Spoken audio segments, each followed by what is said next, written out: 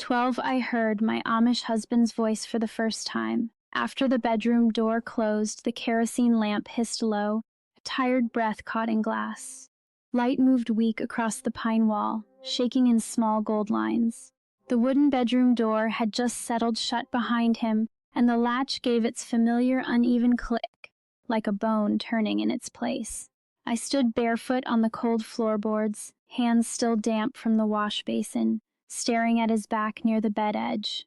I did not know yet that silence could feel like pressure in the chest.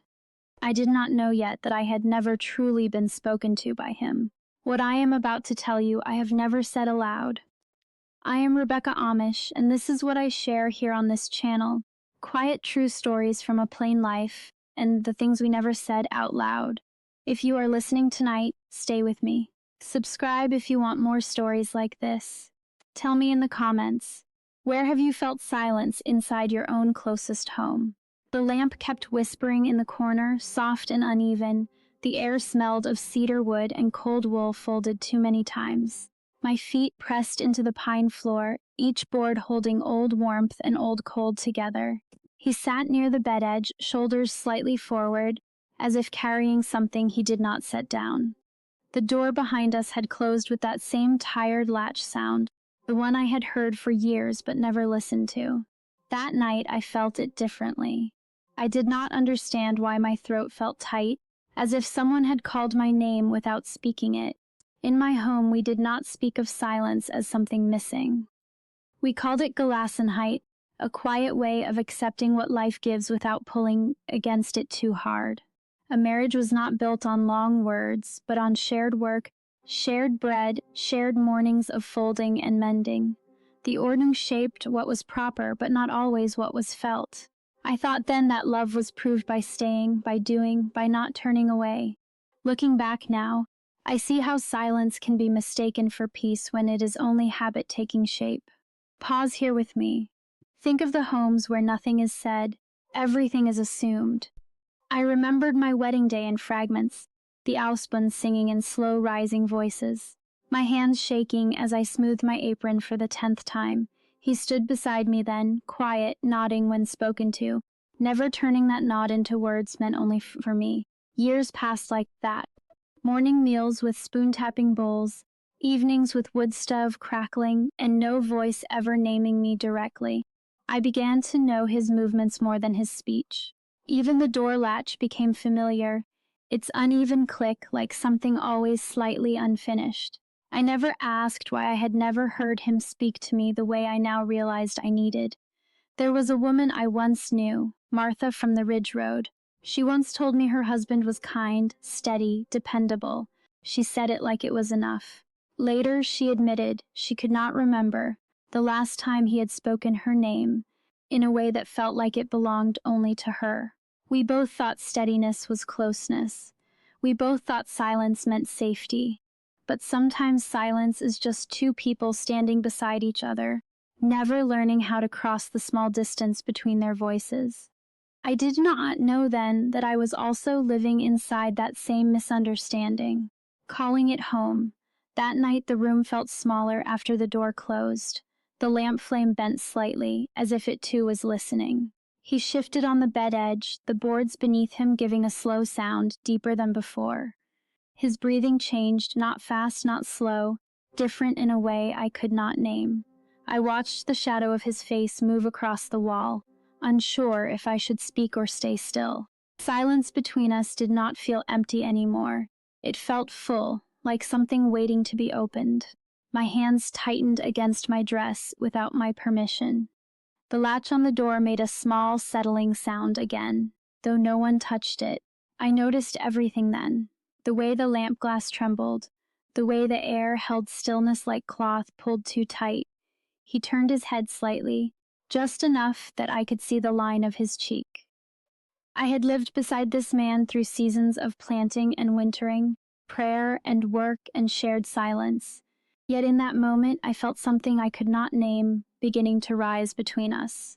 Not fear exactly, not relief either, something like the edge of understanding, still unspoken. He inhaled slowly, as if gathering something long unused.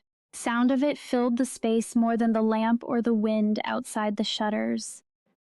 I felt my own breath stop without decision. The room did not move. Even the floorboards seemed to wait. I remember thinking, without knowing why, that if words came now, changed nothing and everything at the same time. His mouth opened slightly, and I was not ready for what silence had been holding back. Kerosene lamp hissed once, sharper than before, and the light bent across his face like water over stone.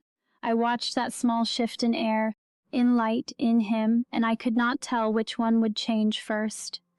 The latch behind us made its uneven click again, though the door did not move. It sounded closer this time, almost inside the room itself. I stayed there, barefoot on the cold pine floor, waiting for something I had never learned how to receive, while the silence between us gathered itself like breath held too long in a closed chest. The lamp still hissed in that uneven way, soft and patient, like it had been burning through all our unspoken years without complaint. The pine floor felt colder now, as if the night had moved closer while I was not looking. That warped latch behind us gave a small settling sound again, though nothing touched it. I remember thinking the air itself had changed shape, not louder, not darker, just closer to the skin. He did not move much, only the kind of stillness that comes before something finally decides it can no longer stay inside. The lamp still hissed in that uneven way, soft and patient, like it had been burning through all our unspoken years without complaint. The pine floor felt colder now, as if the night had moved closer while I was not looking. That warped latch behind us gave a small settling sound again, though nothing touched it. I remember thinking the air itself had changed shape, not louder, not darker, just closer to the skin. He did not move much, only the kind of stillness that comes before something finally decides it can no longer stay inside. He did not confess anything sharp or hidden. There was no secret falling apart in that moment. He only said that he had not known how to begin speaking to me as his wife, in words that were meant only for me. His voice paused between sentences, as if each one had to be carried up from somewhere deep and unused. I stood there listening, realizing how strange it was that nothing was changing in the room. And yet everything in me was shifting quietly, like furniture moved in the dark without sound. I had expected something else without knowing I expected it. A confession, perhaps, or a sudden truth that would split the night open. But instead, there was only this slow unfolding of sound. His words did not accuse, did not defend. They simply existed, as if they had always been waiting for a place to land. I realized then that silence does not always mean absence. Sometimes it means something was never taught how to be spoken, and I felt, for the first time, the weight of my own silence beside his. Both things were true.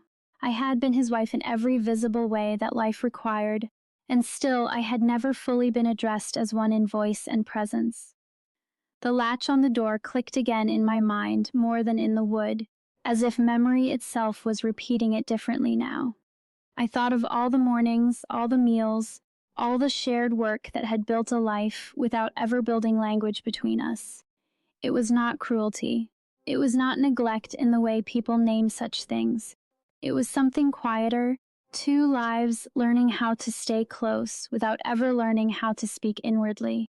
I am not sure when I started to understand that silence can be inherited, passed down like furniture, like quilts, like ways of keeping peace. In my home, we did not question what was never said. We adjusted around it. We lived inside it. If you are listening now, I wonder where you have done the same. Where have you mistaken quiet for closeness or steadiness for being known? You can share it here, not to answer me, but to see it for yourself if you are willing.